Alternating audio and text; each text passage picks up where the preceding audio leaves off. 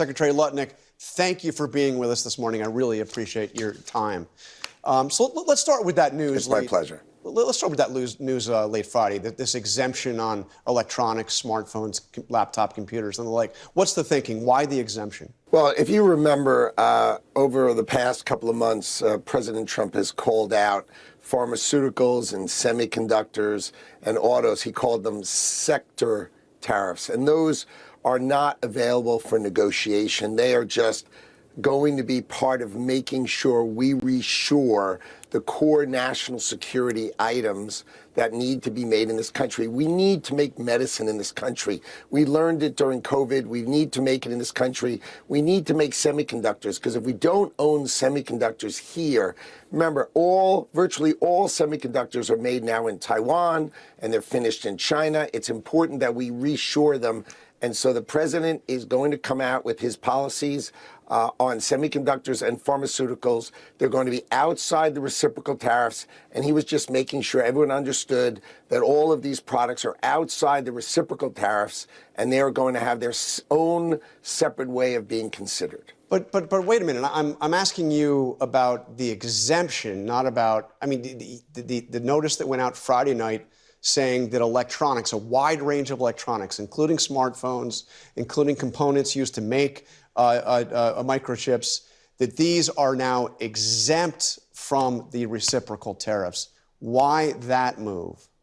Well, remember, those products are going to be part of the semiconductor sectoral tariffs, which are coming. So you're going to see this week there'll be a register in the Federal Registry. There'll be a notice put out.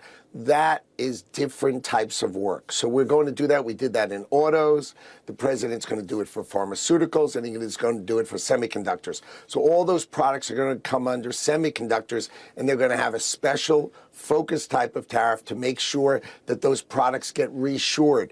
We need to have semiconductors. We need to have chips, and we need to have flat panels. We need to have these things made in America. We can't be reliant on Southeast Asia for all of the things that operate for us. So what he's doing is he's saying they're exempt from the reciprocal tariffs, but they're included in the semiconductor tariffs, which are coming in probably a month or two. So these are coming soon. You shouldn't think this is really outside of it. Really think of it as being included in the semiconductor space, much like pharmaceuticals. These require special attention, and the president is on it. So you're saying that the big tariffs on things like smartphones and laptops, iPhones, all those iPhones built in China, that those tariffs are temporarily off, but they're going to be coming right back on in another form in a month or so? Or what are you saying? Correct. That's right. That's right. Semiconductors and pharmaceuticals will have a tariff model in order to encourage them to reshore, to be built in America. We need our medicines and we need semiconductors and our electronics to be built in America. We can't be beholden and rely upon foreign countries for fundamental things that we need. We can't be relying on China for fundamental things that we need. Our medicines and our semiconductors need to be built in America. Donald Trump is on it. He's calling that out. So you should understand these are included in the semiconductor tariffs that are coming, and the pharmaceuticals are coming. Those two areas are coming in the next month or two. So this is not like a permanent sort of exemption. He's just clarifying that these are not available to be negotiated away by countries. These are things that are national security that we need to be made in America. The president's made it clear he wants negotiations with China. Have you had any conversations with your Chinese counterpart? Has there been anything between you and the Chinese? I think we've had soft, the way I would say it is soft entrees, through intermediaries and those kind of comments. But we all expect that the President of the United States and President Xi of China will work this out. I am completely confident, as is he, that this will be worked out in a positive, thoughtful, and effective way for the United States of America. I mean, Donald Trump has the ball. I want him to have it. He's the right person with it. He knows how to play this game. He knows how to deal with President Xi. This is the right person for the right role. And I am confident this is going to work out with China. Yes, is it in a tough spot now? Of course it is. But you'll see. Though all of that energy will sort of decline and we'll end up in a perfectly reasonable place with China. I'm confident of that. But can I ask you, the president's called President Xi a friend. He said the Chinese are proud people.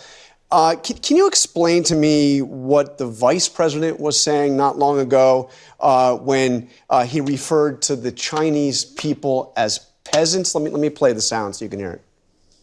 We borrow money from Chinese peasants to buy the things those Chinese peasants manufacture. That is not a recipe for economic prosperity. It's not a recipe for low prices, and it's not a recipe for good jobs in the United States of America. Did the vice president go off message there? I mean, he's calling the Chinese peasants. This is something that we heard the Chinese say was ignorant and disrespectful. I mean, I haven't heard Donald Trump talk that way about the Chinese.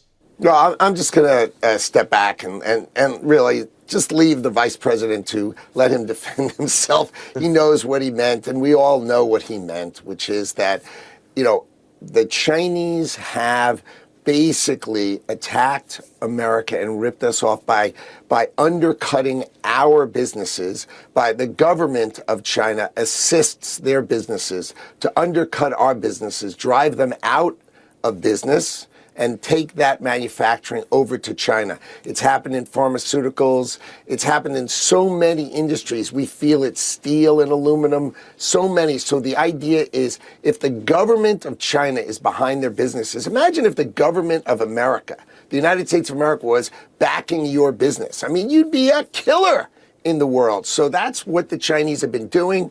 And finally, Donald Trump is standing up to it, saying, look, in order to make it fair for American businesses, we have to put a tariff on China to level the playing field, to take their government out of being a competitor. We need to have medicines built in America. We need to have those products here in America because we need them. We can't have a war and be asking China to send over penicillin. It's not reasonable. We can't rely on other countries for semiconductors. We can't rely on other countries for steel and aluminum. These are national security issues, and Donald Trump is going to make sure they're reassured.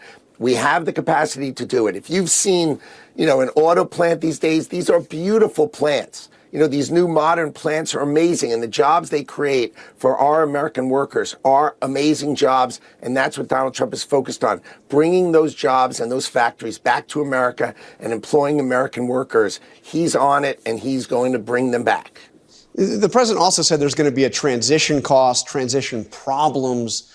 I mean, we are going to see higher prices in America as well. It's not like you can open a factory tomorrow to build iPhones or to make sneakers, shoes. I mean, we buy a lot of shoes in this country. 99% of them are made elsewhere. I mean, are we going to become a nation of cobblers again? I mean, this is going to mean higher prices, isn't it? I mean, have you seen, I don't necessarily think so. I think the idea is that we can manufacture here in America.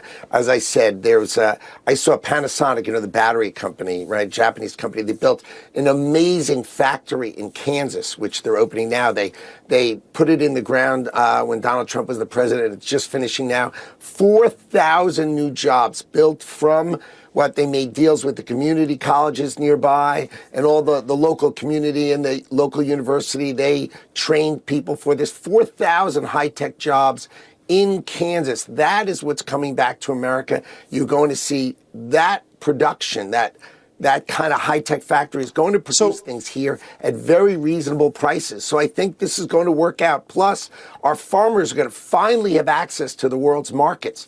Our farmers have never had the opportunity to sell corn in India. So what's going to happen is as they sell more and more products, prices will come down. I mean, Mr. Secretary, gets lower prices. You're going to see lower prices in America on lots of different products. Mr. Secretary, I mean, right now we're seeing them effectively being locked out of a very large market, especially people like soybean farmers in China. But let me ask you about the constitutionality of these tariffs. As you know, The Constitution, right there in Article 1, Section 8, makes it very clear that Congress shall have the power to lay and collect taxes, duties, imposts, and excises. Congress has the power to impose tariffs, not the president. And the president has cited this 1977 emergency law that doesn't mention tariffs. This is a law about sanctions, about seizing foreign assets. So how concerned are you, and are you prepared to defend this in court? As you know, there's already at least one court challenge to the constitutionality of these tariffs. The president knows the law. The president's general counsels know the law.